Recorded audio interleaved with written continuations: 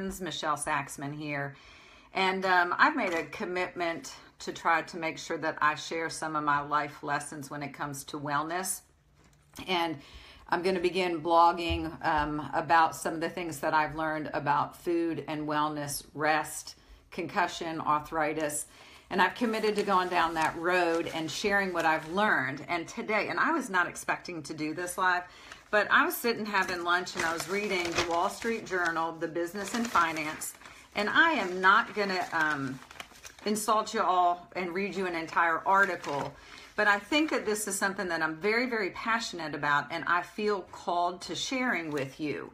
So this one article in the Business and Finance section is the potent weed killer draws complaints over crop damage. So there is an herbicide that is being sprayed on the crops in different states, and it is causing drift damage. And so the states and the farmers are getting involved in the registering complaints. So one farm has a special seed and they're spraying an herbicide on the plants as a weed killer, and the air is carrying that and drifting onto other plants. And since those crops have not been special seeds, then they are destroying other farmers' crops. So this is what I want to share with you. So the pesticide, the herbicide actually is the thing that I'm questioning here. And it says that the agriculture industry is a new combination of biotech seeds, so which means it's genetically modified. So they're modifying the seeds to withhold, to be able to stand up to chemicals like dicamba to fight the weeds. Weeds have grown resistant to another chemical. Okay. So they have rolled out seeds, that seeds are engineered to survive the spray. Y'all, the seeds have been genetically modified. So this is when you see non-GMO in the grocery store. What I'm trying to share with you is that they've been genetically modified to withstand herbicides, pesticides, things like that. The other thing, they have contributed to the resistant weeds. Here's the problem with the weeds, y'all. They can choke out the crops and damage the equipment. But here's my big question. How does this genetically modified seed impact my body? How is this genetically modified seed that then has a chemical and herbicide sprayed over it, how is that able, that food product, then going to be digested into my body?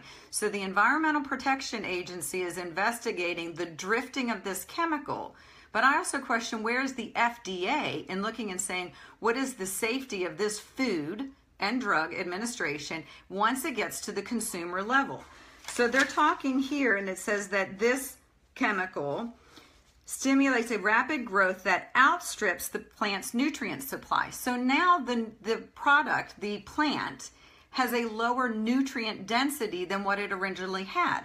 There happened to be talking about soybeans. So soybeans have been genetically modified at the seed level in order to withstand the chemicals.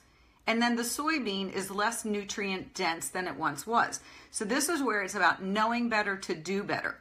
And I'm not doing a call to the FDA to get involved in anything.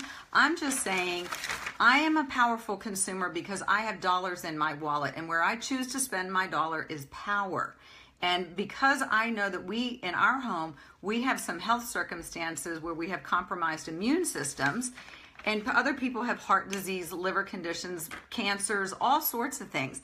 So we need to know what it means to be a genetically modified product, and then being aware of what herbicides are placed on the products, and then that those products become less nutrient dense than they once were. So again, this article is in the Wall Street Journal today, and it has to do with this right here, which is the crop.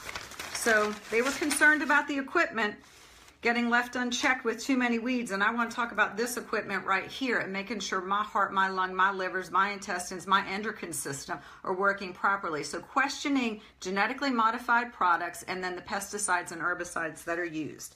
The other article I want to share, it says Startup, a $3 pricing challenge. So this article right here, and this is sharing about brandless, because the consumers are beginning to demand less processed foods. So they're getting it. We want health and environmentally conscious consumer staples. So here's a new business that's coming out on the market because they want to provide health, and environmentally conscious consumer staples like toothpaste and other products, because the consumer, that's us, we are demanding less processed foods. True.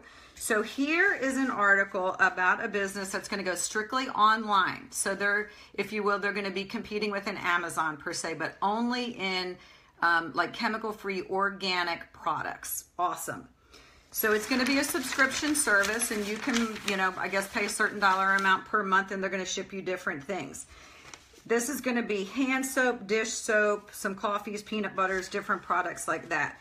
And what I want to share with you is how thankful and blessed I feel to already be a member with Young Living Essential Oils. This is so much more than essential oils. If you think Young Living is about oils, you're wrong. It is about a lifestyle.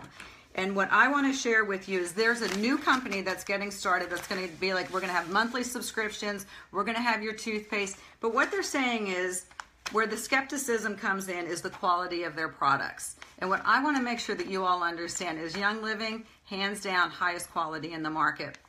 They've already done all the research. I completely trust what they've done.